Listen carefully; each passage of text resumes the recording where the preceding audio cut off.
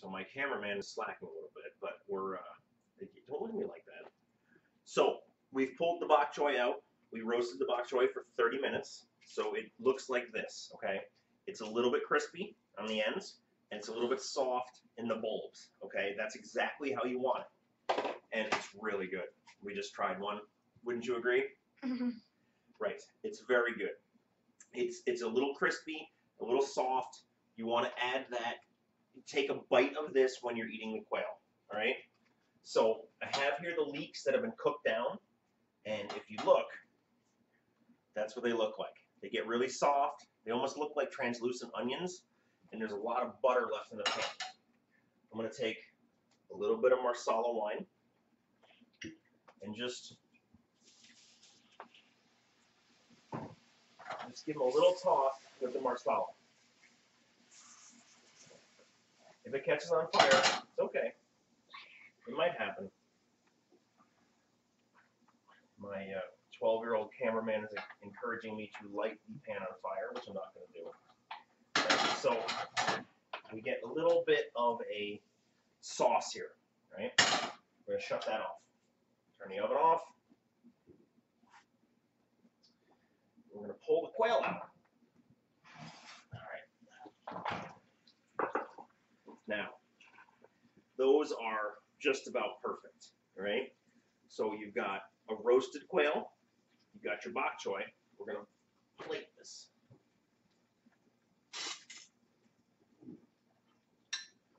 So we're going to take 2 of these guys, like that. Because like I said, you're only going to get meat off the breast and a little bit off the drumstick. We're going to take a few bok choy, like that. And then a little bit. And you can tell that we're doing this live because our dog decided to bark right there. So, and a little bit of the leek mixture. And you're just going to, right over the top. You don't want a lot because there's butter, there's Marsala in this. You want it to really just like that.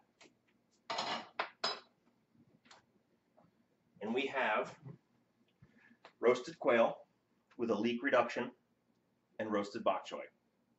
Again, I promise you can do this. This is not hard. I realize quail is a little bit of a funky protein to use, but you can do this with chicken. You can do this with pork.